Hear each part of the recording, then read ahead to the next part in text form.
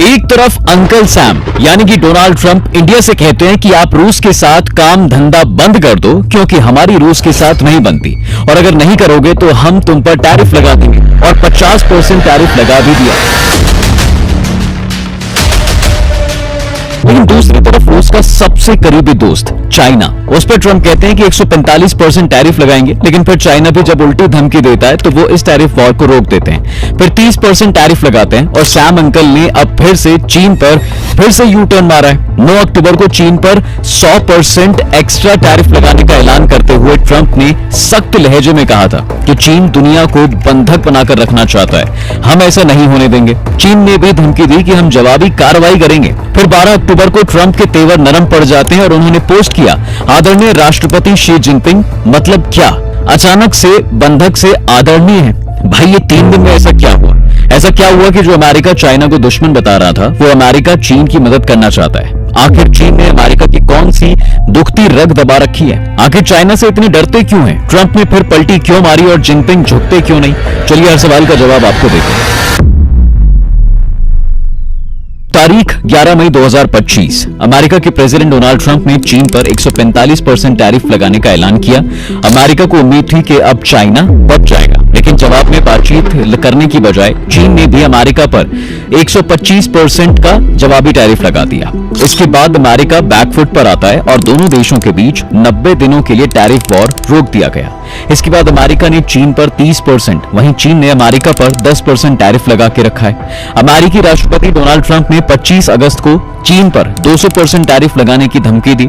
Trump ने कहा, चीन के पास कुछ कार्ड हैं, हमारे पास भी कुछ कार्ड हैं, लेकिन मैं ये पत्ते नहीं खेलना चाहता। अगर मैंने ऐसा किया तो चीन बर्बाद हो जाएगा, मैं ये पत्ते नहीं खेलूंगा। अब सब इस धमकी के बाद ट्रंप ने फिर कोई एक्शन लिया ही नहीं और पलटी मारते हुए कहा, मैंने हाल ही में चीनी राष्ट्रपति शी जिनपिंग से बात की है और बीजिंग के दौरे पर जाने के बारे में भी सोच रहा हूँ। किसी भी वक्त तो शायद इसी साल या उसके तुरंत बाद मैं चीन जा सकता हूँ। माने पलटू चाचा एक बार फिर से पलटे, पर क्यों?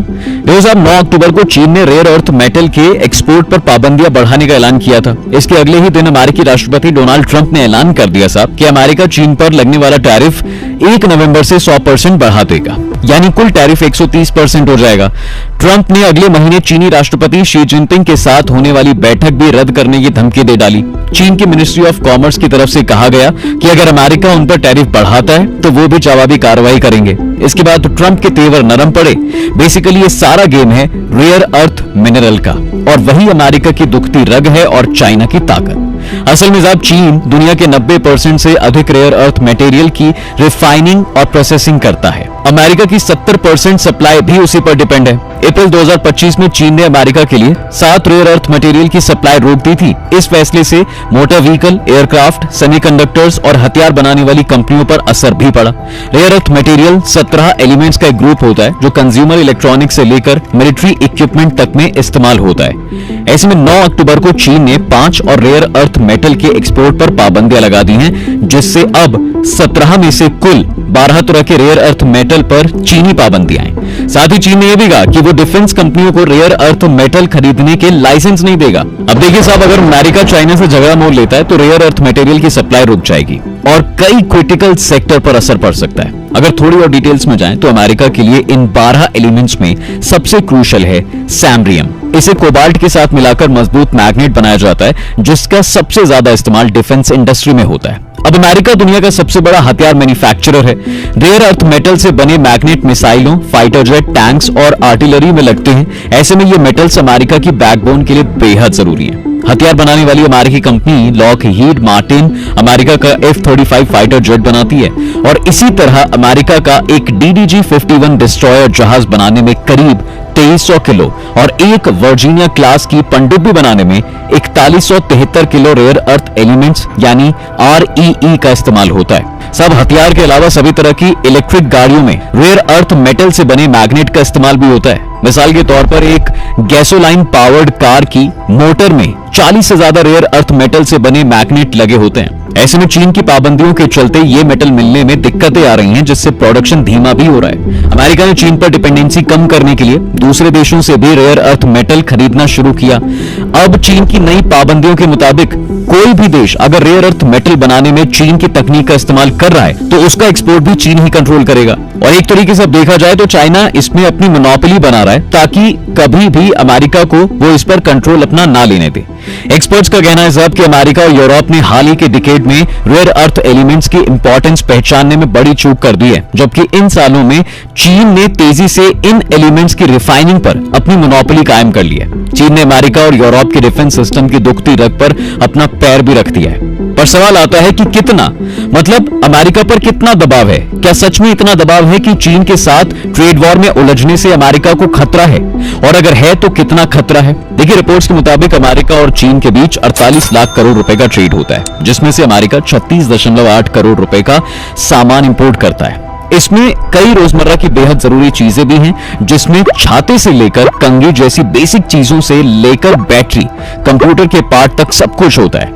ऐसे में अगर चीन से रिश्ते बिगड़े या ट्रेड वॉर छिड़ा तो अमेरिका में सामान महंगा हो जाएगा और इससे अमेरिका की इकोनॉमी हिल जाएगी। तो क्या इसलिए चाइना के शी जिनपिंग ट्रंप को उन्हीं की भाषा में जवाब देते हैं? देखिए साहब, अगर ट्रंप के पूरे टेन्योर को देखा जाए तो ट्रंप टैरिफ का इस्तेमाल दुनिया भर के देशों को अपने सामने झुकाने के लिए करते आए हैं, लेकिन चीन उनके इस जाल में नहीं फंसा, जिसकी 4 बड़ी वजहें हैं। पहली, चीन के पास डॉलर कमजोर करने की ताकत। चीन के पास $3 ट्रिलियन से भी ज्यादा का फॉरेन रिजर्व है, जिसका इस्तेमाल दूसरे देशों से ट्रेड करने में हो सकता है।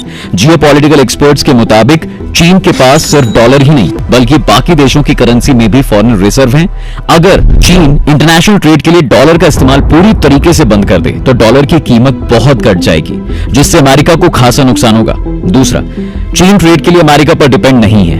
ये सबसे बड़ी वजह है कि 2018 में चीन के जीडीपी में अमेरिकी एक्सपोर्ट की हिस्सेदारी सिर्फ 3.5% थी, जिसे उसने 2023 में घटाकर 2.9% कर दिया। 2024 के मुकाबले में सितंबर 2025 में चीनी एक्सपोर्ट 8.3% तक बढ़ा है, लेकिन अमेरिका में उसका एक्सपोर्ट 27% घटा है। पिछले 6 महीने में लगातार चीन का अमेरिका में होने वाला एक्सपोर्ट कम भी हो रहा है। खास बात यह भी है कि चीन दूसरे देशों में एक्सपोर्ट बढ़ा रहा है, जिससे उसे अमेरिका की पाबंदियों की टेंशन ही नहीं है। सितंबर में चीन ने एशिया में 15.6%, लैटिन अमेरिका में 15% और अफ्रीका में 56% एक्सपोर्ट बढ़ाया है। तीसरी बड़ी वजह, ट्रंप का टेन्योर खत्म होने का इंतजार कर रहा है चीन।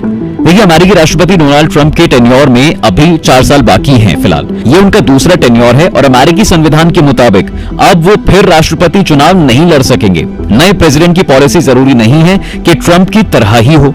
दूसरी तरफ चीन में शी जिनपिंग मरते दम तक राष्ट्रपति रह सकते हैं। इसलिए लॉन्ग टर्म के हिसाब से चीन अमेरिका के सामने झुकने को समझदारी नहीं समझ रहा है।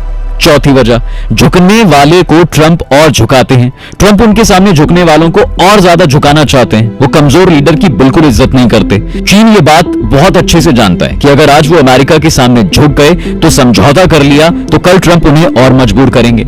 अब ऐसे में क्या फिर ट्रंप चीन पर 100% टैरिफ लगाएंगे या फिर फैसला वापस ले लेंगे, क्योंकि इंडिया पर तो लगा ही दिया था। अब इस पर एक्सपर्ट्स की थोड़ी अलग राय है। दरअसल कुछ का मानना है कि ट्रंप का 100% लगाना सिर्फ एक प्रेशर टैक्टिक है। जब भी उनकी कोई मीटिंग होने वाली होती है, ट्रंप ऐसे अटैकिंग मोड में बयान देते हैं जिससे सामने वाले देश पर दबाव बन सके। उनका ये ऐलान भी शी जिनपिंग से मीटिंग के पहले ही हुआ है। ऐसे में जो मीटिंग होगी उसमें अमेरिका और चीन के बीच जल्द ही इस पर समझौता भी हो जाएगा और टैरिफ कम हो जाएगा। दोनों देशों के लिए एक दूसरे से ट्रेड बहुत जरूरी है। बाकी एक तरीके से अगर देखा जाए साहब तो ट्रंप क्या कब कर दें खुद ट्रंप भी नहीं जानते, लेकिन चाइना भी कम तो बिल्कुल नहीं है। बाकी आपको क्या लगता है? आप अपनी राय मुझे कॉमेंट्स में जरूर बताइएगा।